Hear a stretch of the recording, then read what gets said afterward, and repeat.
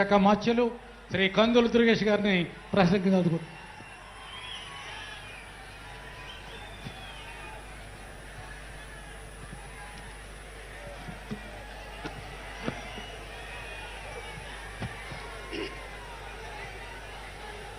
పేదవాడి కంట కన్నీరు తుడవటమే లక్ష్యంగా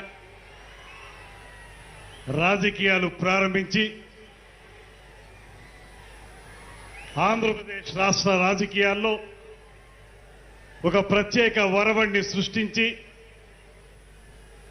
రాజకీయాలనేవి నాయకుల అధికారం కోసం కాదు, సామాన్య ప్రజానీకాన్ని అందలం మీద కూర్చోపెట్టాలనేటువంటి ఆలోచనకి స్ఫూర్తినిచ్చి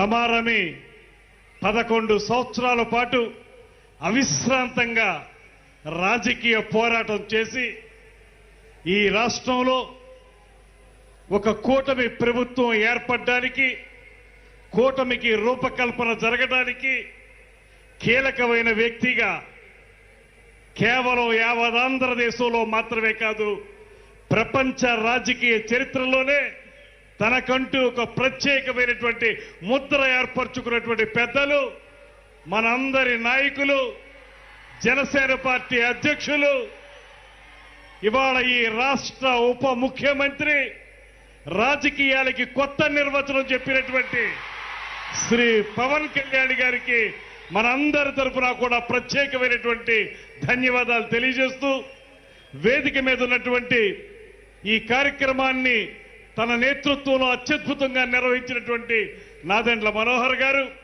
అదేవిధంగా పెద్దలు శ్రీ నాగబాబు గారు, నూతనంగా శాసన మండలి సభ్యునిగా ఎంపికైనటువంటి శ్రీ నాగబాబు గారు, వేదిక మీద ఉన్నటువంటి 50 మంది పార్లమెంటు సభ్యులకు, శాసన సభ్యులకు, శాసన మండలి సభ్యులకు, అదేవిధంగా వివిధ కార్పొరేషన్ల చైర్పర్సన్స్ కు, డైరెక్టర్లకు అన్నిటికంటే మించి ఇవాళ పవన్ కళ్యాణ్ గారి పిలుపు మేరకు జనసేన పార్టీ జెండా రెపరెపలాడుతుందంటే దానికి ప్రధాన కారకులైనటువంటి 50 మంది జన సైనికులకు, వీర మహిళలందరికీ కూడా నమస్సుమాంజలి తెలియజేస్తా ఉన్నాను.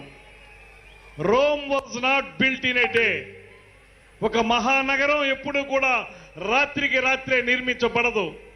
ఖచ్చితంగా దాన్ని నిర్మించడానికి ఎంతో సమయస్ఫూర్తి ఉండాలి, అంకిత భావం ఉండాలి, పూర్తి స్థాయిలో సమయోచిత నిర్ణయాలు ఉండాలి.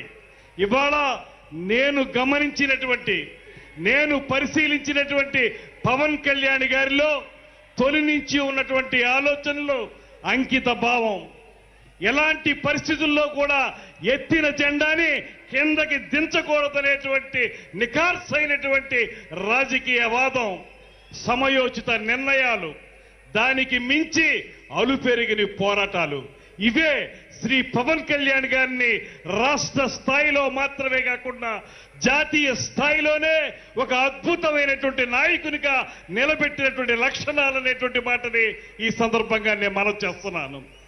11 సంవత్సరాల పాటు నిర్విరామంగా సాగినటువంటి ఆయన ప్రయాణం ఏనాడు కూడా వెన్ను చూపనటువంటి వైనం.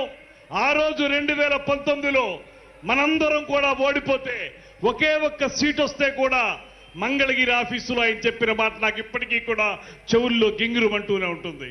ఆయన ఒకే ఒక్క మాట చెప్పారు, ఓటమనేది నన్ను 1 గంట మాత్రమే బాధ పెట్టింది, ఆ తర్వాత నేను అనుకున్నాను ఈ కంఠంలో ప్రాణం ఉన్నంత వరకు కూడా జనసేన పార్టీ జెండాని నిలబెట్టాలనేటువంటి మాటతోనే నేను ముందుకు వెళ్ళాలనేటువంటి మాట వారు చెప్పింది, అదే మాకు శిరోధార్యమైంది. ఇవాళ ఆయన మాట ప్రకారమే ఆయనతో కలిసి ప్రయాణం చేస్తా ఉన్నాం.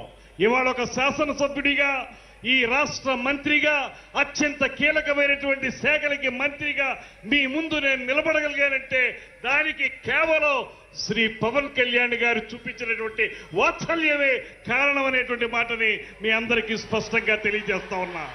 ఇవాళ అధికారంలోకి వచ్చిన తర్వాత మీ అందరికీ తెలియంది కాదు, అధికారంలోకి వచ్చిన తర్వాత విర్రవీగే ప్రభుత్వాన్ని మనం చూసాం. నోటికొచ్చినట్టు మాట్లాడేటువంటి దుర్మార్గుల్ని చూసాం, బూతులు తప్ప మరొకటి తెలియనటువంటి నాయకుల్ని చూసాం. ఇవాళ పవన్ కళ్యాణ్ గారిని చూడండి, ఆ రోజు ప్రతిపక్షంలో ఉన్నప్పుడు కూడా ఎప్పుడూ కూడా ఆయన మాట మేరలేదు. ఒకే ఒక్క మాట ఆయనకి చెప్పారు, రేపు అధికారం వచ్చిన తర్వాత మీ పరిస్థితి అవుతుందో గమనించుకోండి అనేటువంటి మాట మాత్రమే ఆయన చెప్పారు.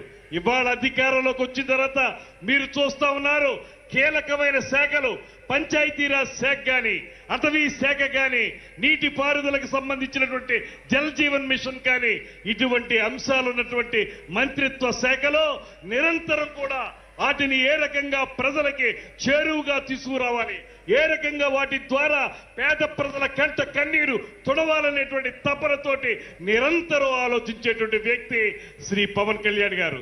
అందుకే వాళ్ళు ఎన్ని మోగినా కుక్కలు అరుస్తాయి, అరిచిన కుక్కల్ని మనం ఏం పట్టించుకోక్కర్లేదనేటువంటి మాటతోటి ఇవాళ ఆయన చేస్తున్నటువంటి కార్యక్రమాలు నేనొక్కటే మనవి చేస్తున్నాను. ఇంకా విర్రవీగుతున్నటువంటి వైసీపీ నాయకులకి ఒకే ఒక్క మాట చెబుతున్నాను, మీరు కార్పొరేటర్కి ఎక్కువ, ఎమ్మెల్యేకి తక్కువ అన్నారు. ఇవాళ నేను చెప్తా ఉన్నాను, మీ తండ్రి రాజశేఖర్ రెడ్డి కాకపోతే నువ్వు కనీసం కౌన్సిలర్ కూడా అయి ఉండేవాడు కాదనేటువంటి మాటని ఈ సందర్భంగానే మనం చేస్తున్నా. ఆయనకున్నది ఏనాడు కూడా తన వెనకున్నటువంటి వ్యక్తుల గురించి ఆయన ఏనాడు రాజకీయాల్లో ముందుకు వెళ్ళలేదు. తన ముందున్నటువంటి ప్రజానీకాన్ని, తన వెంట నడుస్తున్నటువంటి జన సైనికుల్ని దృష్టిలో పెట్టుకునే ఆయన రాజకీయాన్ని నడిపారు. అందుకే ఇవాళ ప్రపంచ వ్యాప్తంగా ఒకే ఒక్క మాట చెప్తున్నారు, 100% స్ట్రైకింగ్ రేట్. నిలబెట్టిన 21 సీట్లు 21 సీట్లు నెగ్గటం, నిలబెట్టిన 2 ఎంపీ సీట్లు 2 నెగ్గటం అంటే రాష్ట్ర రాజకీయాల్లో కాదు, జాతీయ రాజకీయాల్లో కాదు, ప్రపంచ రాజకీయ చరిత్రలోనే ఈ రకమైన రికార్డు మరే పార్టీకి, మరే రాజకీయ విధానానికి లేదనేటువంటి మాటని ఇవాళ ముక్త కంఠంతో అందరూ చెప్తా ఉన్నారు. ఈ సందర్భంగా ఒక్కటే నేను మనవి చేస్తున్నాను, ఒక సరైన దిశానిర్దేశం ఇవాళ మనకు చేయబోతున్నారు శ్రీ పవన్ కళ్యాణ్ గారు.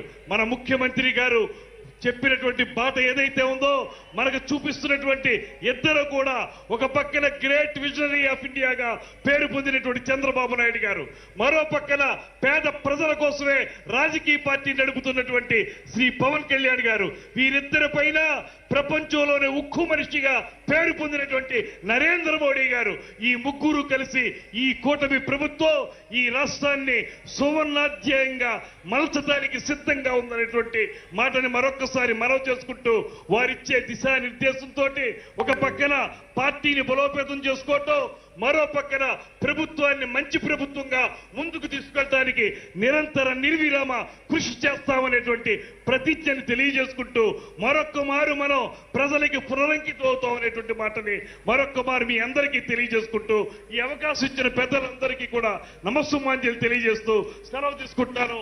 నమస్కారం. జై జనసేన.